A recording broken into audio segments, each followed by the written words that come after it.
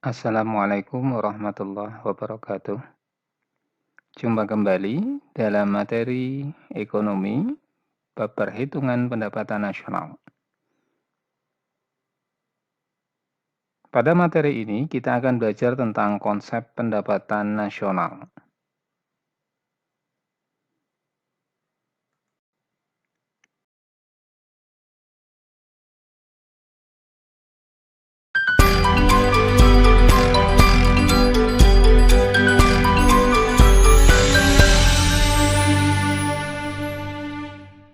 Sebelum mempelajari tentang konsep pendapatan nasional, kita akan belajar tentang circular flow diagram untuk memahami pendapatan nasional agar lebih sederhana.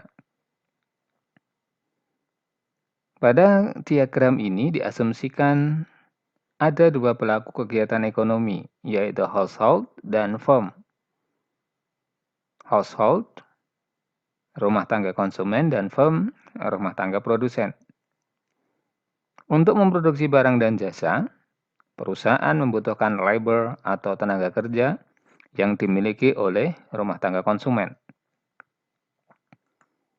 Tenaga kerja diserahkan oleh rumah tangga konsumen kepada rumah tangga perusahaan untuk memproduksi barang dan jasa. Barang dan jasa tadi, atau kemudian disebut dengan goods atau barang, akan dipergunakan oleh rumah tangga konsumen. Tentu perputaran ini akan diikuti dengan perputaran currency atau perputaran uang. Tenaga kerja yang bekerja di perusahaan akan mendapatkan income, yaitu berupa uang yang akan diterima oleh rumah tangga konsumen.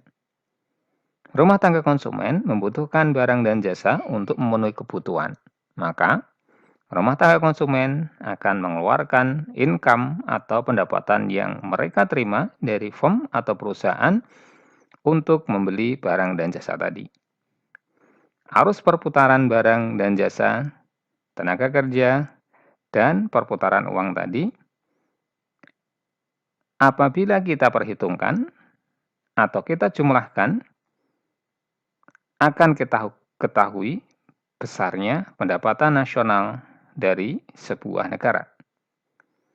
Gambaran sederhana itu mudah-mudahan bisa memberikan gambaran sederhana untuk memahami konsep pendapatan nasional.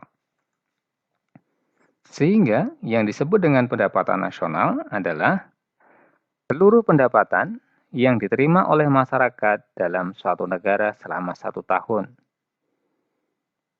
Jumlah seluruh pendapatan yang diterima oleh masyarakat dalam suatu negara selama 1 tahun.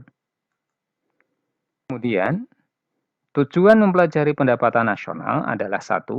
Mengetahui kemampuan dan pemerataan perekonomian masyarakat dan negara. 2.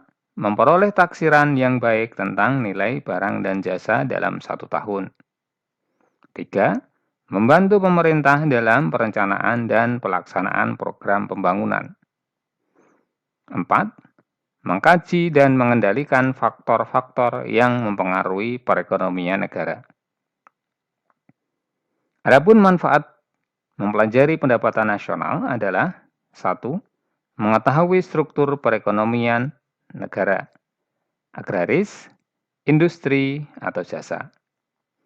Yang kedua, mengetahui pertumbuhan perekonomian negara dengan cara membandingkan pendapatan nasional dari waktu ke waktu. Manfaat yang ketiga, dapat membandingkan perekonomian antar daerah. Manfaat yang keempat, dapat dijadikan dasar perbandingan dengan perekonomian negara lain. Dan manfaat yang kelima, dapat membantu kebijakan pemerintah di bidang ekonomi. Konsep pendapatan nasional meliputi konsep GDP, GNP, NNP, NNI, PI, dan DI. GDP atau PDB, kepanjangannya adalah Produk Domestik Bruto atau Gross Domestic Product. Produk domestik bruto adalah jumlah produk berupa barang dan jasa yang dihasilkan oleh unit-unit produksi di dalam batas wilayah suatu negara selama 1 tahun. Dalam perhitungannya, termasuk juga hasil produksi dan jasa yang dihasilkan oleh perusahaan atau orang asing yang beroperasi di wilayah yang bersangkutan. Artinya, seluruh penghasilan atau seluruh hasil produksi dan jasa dalam suatu wilayah negara tanpa memperhatikan kewarganegaraan dari penduduk yang berada di wilayah negara tersebut. Sedangkan PNB atau GNP, Produk Nasional Bruto atau Gross National Product, adalah seluruh nilai produk barang dan jasa yang dihasilkan masyarakat suatu negara dalam periode tertentu, biasanya 1 tahun, termasuk di dalamnya barang dan jasa yang dihasilkan oleh masyarakat negara tersebut yang berada di luar negeri. Artinya, PNB memperhatikan kewarganegaraan, tetapi tidak memperhatikan kewilayahan. Maka, GNP sama dengan GDP dikurangi produk neto terhadap luar negeri. Itu jika nilai produksi barang dan jasa warga negara asing yang berada di dalam wilayah suatu negara lebih besar daripada produk barang dan jasa yang dihasilkan oleh warga negara yang berada di luar negeri.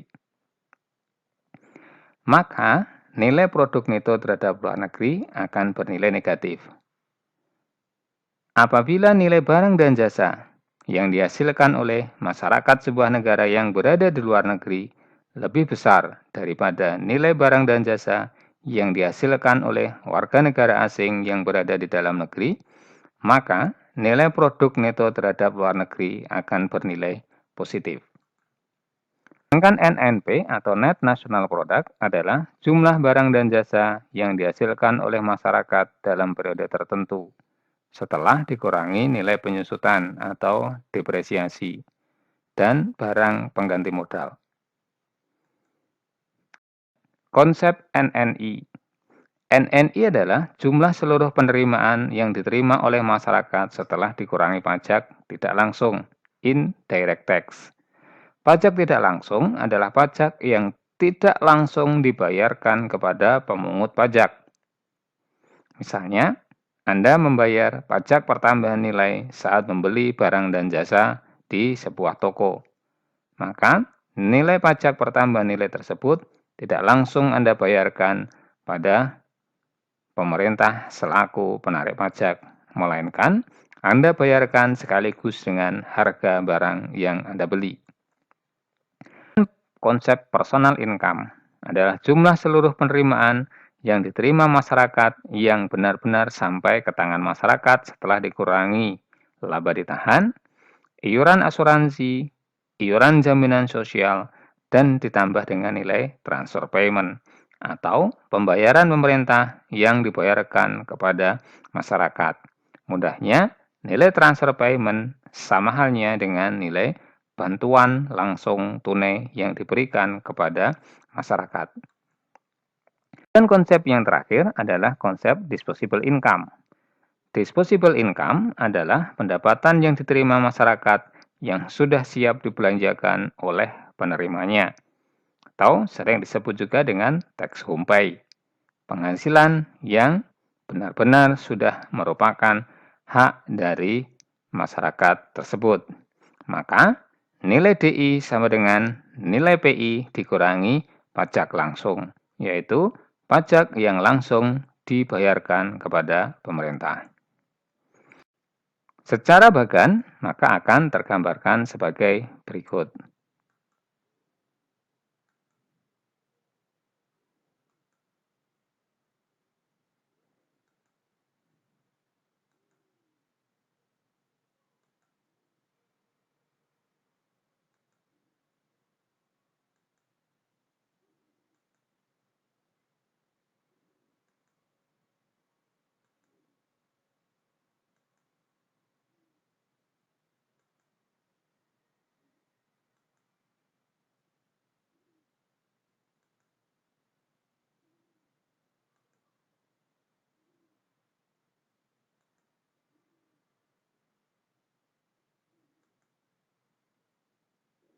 Demikian konsep pendapatan nasional dari GDP, GNP, NNP, NNI, PI, dan DI.